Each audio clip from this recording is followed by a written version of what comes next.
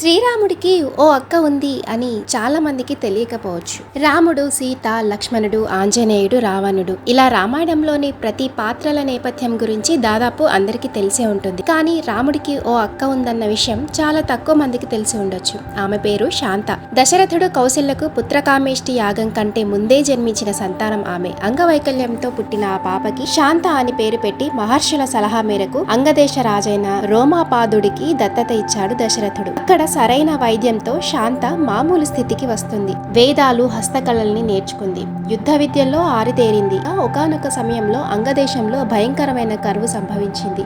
అప్పుడు ఆమె ఋష్యశృంగ మహర్షిని వివాహం చేసుకుంది. ఆయన నిర్వహించిన యజ్ఞంతోనే అంగదేశం కరువు కోరల్లోంచి బయటపడింది. వశిష్ఠ రామాయణం ఆది పర్వంలో శాంతాదేవి గురించి ప్రస్తావించిండు వాల్మీకి. హిమాచల్ ప్రదేశ్ కులు దగ్గర బంజారా ప్రాంతంలో ఋష్యశృంగుడి ఆలయం ఉంది. ఇందులో శాంతాదేవి విగ్రహం పూజలు అందుకుంటోంది.